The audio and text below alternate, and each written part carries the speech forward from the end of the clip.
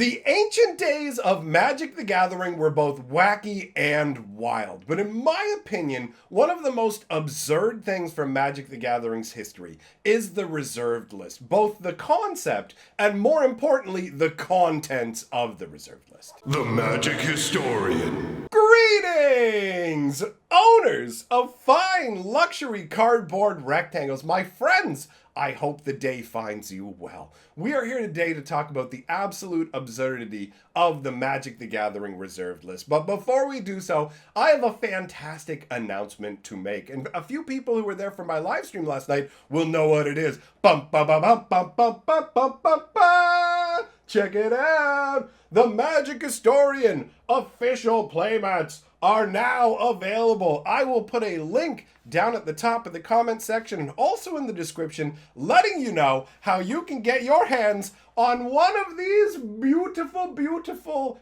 fabric rectangles. A fine luxury fabric-y rectangle. Now, I know you may be asking yourself, well, what would I do with this playmat?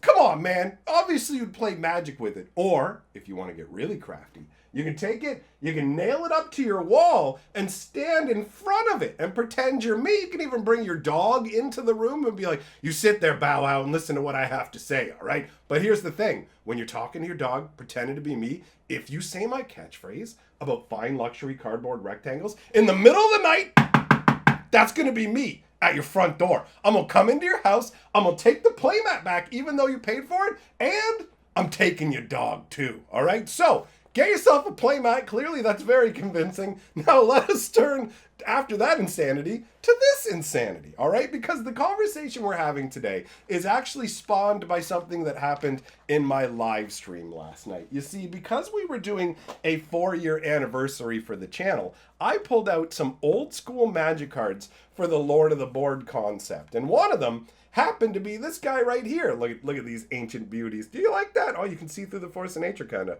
That's crazy the way the green screen works. Anyways, so this is Farmstead. And it was brought to my attention during the live stream that Farmstead, this card right up here, is on the reserved list. To which I immediately said, no, it's not a reserved list card. Turns out I was totally wrong. It is absolutely a reserved list card. And because I had the reserve list like up and open to take a look at, I ended up going through it and my brain just went, man, the reserve list is terrible. And I'll explain, okay? First of all, if you don't know what the reserve list is, I'll tell you in really rough terms how it went. Back at the beginning of Magic, cards were really scarce and hard to come by.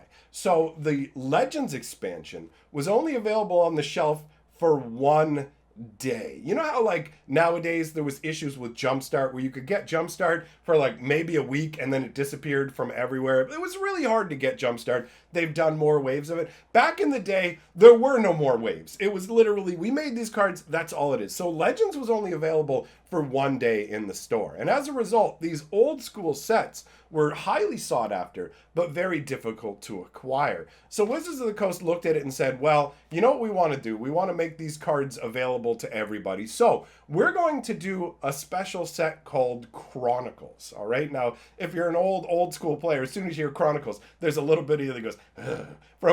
There's certain aspects of Chronicles where they like mass printed things. And there was tons and tons of copies of these cards. So all of a sudden, these cards that were super scarce became super common. And this caused a panic where collectors were basically like, bro, you are obliterating the collectability of these cards. Not as much was spoken about the secondary market value of them, although that is something that comes into play as well. But back then, it was more like, you're devastating the collectability of this collectible card game. So Wizards of the Coast said, okay, you know what? We hear ya. And then they had a knee-jerk reaction that honestly never really should have occurred. And they said, we're going to promise not to reprint particular cards. And so they made this big list of cards that they promised they were never going to reprint. Now, there has been some exceptions. First of all, they modified the reserve list by removing some cards from it that were on there originally. And then later on down the line, they gave themselves a loophole where they said, all right, we can do foil reprints, but not regular reprints. Here I am saying I can give you the short version, I'm giving you all the side information. Okay, so the reserve list is basically the list of cards that Wizards of the Coast has said, we are never, ever going to reprint these again. And as a result, they've created this sort of like special shrine of Magic where people look at these cards and go, okay, because Wizards can never reprint these cards are only going to go up in value, right? But the problem is there's a bunch of garbage on the reserve list. Sure, there's great cards like your obvious power cards, your Black Lotus, your Moxes, your dual lands, all that crazy goodness, right? And that's the majority of the stuff that people actually want. If you were to look at the reserve list and go through it, I'm guaranteeing you that 75% of the cards wouldn't be of any interest to Magic the Gathering players. Like this one, for example. Let's take a look at Farmstead, which is my poster boy example today to show you just how absurd the fact that these cards can't be reprinted is. Because, oh no, we can't have Farmstead back. So Farmstead is a 3-white casting cost enchantment, and it's got the old school white mana symbols where the sun spikes go out directly instead of zagging out. I don't actually recall why they made that change. But anyways, I loved this card. When I started playing Magic, I thought this was an awesome card. This is rare, by the way. This is a rare. Okay, so we're going to go through what this card does, and I want you to picture in your head cracking a booster pack and this being your rare card. So it's 3 white for an enchant land, so you have to play it on one of the lands you control. And the wording of it is weird, right? It says target lands controller, but that really should read as enchanted lands controller, because it's not like you enchant a land with it and then pick a different target that it affects. So target lands controller gains 1 life if 2 white is spent during controller's upkeep. You cannot gain more than 1 life each turn through this enchantment. So the new wording of it basically is during your upkeep, at the beginning of your upkeep, you can pay 2 white mana, gain a life. That's all it does. Like, for the life of me, it blows my mind that I thought this was killer tech. I used to use this, and I didn't even understand how it works. I used to play it like you had to tap it and pay 2. So it was costing me essentially 3 mana every turn to gain 1 life. And if you know anything about Magic, you know that life gain is trash. It does nothing. Unless you have massive amounts of life gain, it's completely irrelevant, right? You just go, oh, okay, great. Wow, you gained 2 life. Okay, attack you for 4, attack you for 4. Like, it's way easier to take life away from people than it is to gain enough life for it to be meaningful. And I mean, look at the artwork. It's literally just a farm with like chickens and cows off in the pasture and an axe and whatever. It's like, this doesn't really feel like I am a crazy planeswalker. I'm going to summon up dragons and demons and get ancient magical powerful artifacts. And you know what? Also, I'm going to have a farm with chickens and cows and stuff. Give me a little bit of vitality. It's an absurd concept.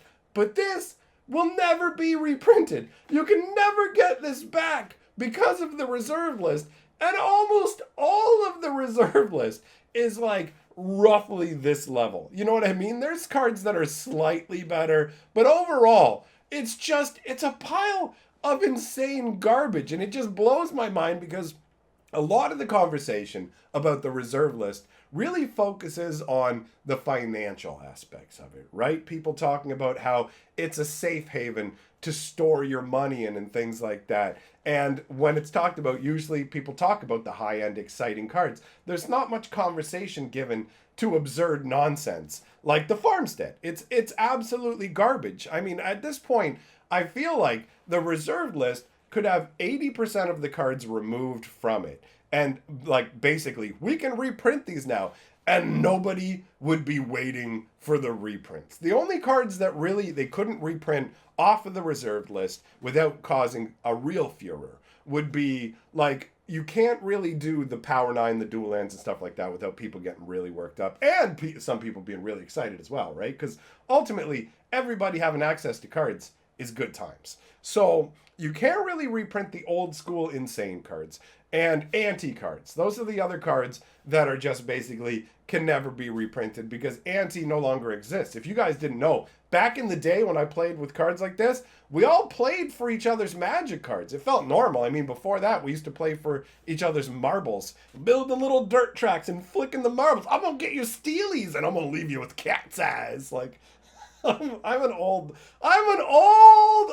man now that I think about it. Literally talking about playing marbles in the dirt. But either way, the reserve list mostly gets talked about from a financial perspective, right? Like recently we had the situation where like reserve list card prices skyrocketed to the point of unbelievability. We're talking about revised cards skyrocketing, and that blows my mind. Like this right here that I showed you earlier, and the version that you see on the screen, this is a revised printing, okay? This is actually the 4th edition of Magic. You have Alpha, Beta, Unlimited, and Revised, right? Now, Alpha's insanely rare. There is at most about 1,000 of every Alpha rare in existence, and that's being generous because a bunch of them probably got destroyed over time. So you have Alpha, which is insanely scarce. Makes sense for everything from that to be valuable. It's been almost 30 years since they were printed. Beta, a very similar story. Beta also not a huge print run. Considerably bigger than Alpha, but still, in terms of the way they print Magic cards now and for the last decade or two, it's a drop in the bucket. It's nothing in comparison. And even Unlimited is a fairly scarce sort of thing, because you have to understand when Magic started, it started in the United States and spread from there. So, for example, here in Canada, we really didn't get a crack at Alpha at all. I don't think Alpha was sold at all in Canada. Beta was hard to get. Unlimited was where the product really kind of started to trickle into our country. And Revised was where, yes, Revised did have supply issues. It sure did. There were parts of the world, well, I guess parts of North America mainly, because at the beginning, Magic hadn't stretched out too far. There was some stuff being produced in Italy, but there was definitely a issue getting reserved, not reserved, I'm getting the words, getting revised and reserved, getting them twisted up. There was an issue getting reserved booster pack. I just did it again. There was an issue getting revised booster packs, but not on the scale of Legends and stuff like that. Like, the stuff was always around. You just couldn't buy infinite amounts of it. But the revised cards were printed to, like, almost oblivion. You want to talk about really printed to oblivion. Fallen Empires, all right? Fallen Empires was printed to oblivion. Like, there was so much Fallen Empires that there was a point where every other booster box was like $100, and you could get a Fallen Empires booster box for $15. Nobody wanted it. There was a ton of it. And there's a bunch of cards from Fallen Empires that have made their way onto the reserve list. Like, and they're garbage. They're garbage. There's like 1 billion copies of them.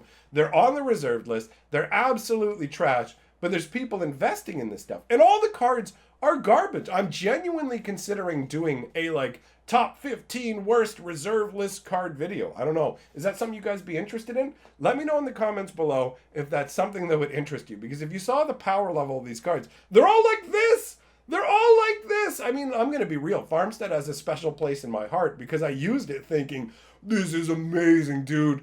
I'm gaining a life every single turn without fail. How do you compete with that? I'm getting life every turn, son. Like, it's so funny to look back and go, good Lord, I was clueless. But the reserve list is basically in a state where people have pumped crazy amounts of money into it. Cards, revised versions of cards, some of them like Doppelganger, spiked up to like $100 a card, right? But they're coming back down now as people are kind of realizing, wait a minute, there's a ton of these. Maybe there's too much value put into this, but it doesn't change the fact that, like, even cards like little Farmstead here have slowly been inching up the scale to the point where this should always be a bargain bin junk rare.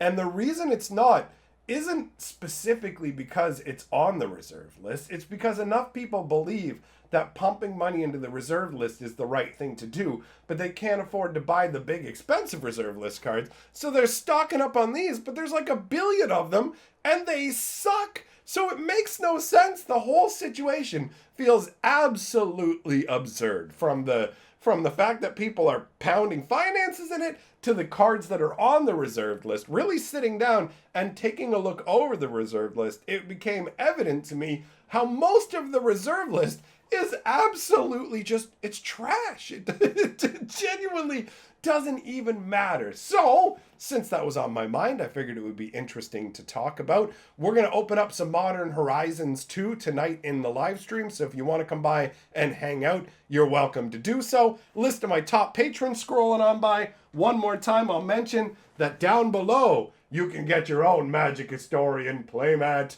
and it does look quite nice. So, grab that if you so desire. Thanks for coming by, my friends. Let me know what you think about that video idea, and I will catch up with all of you next time.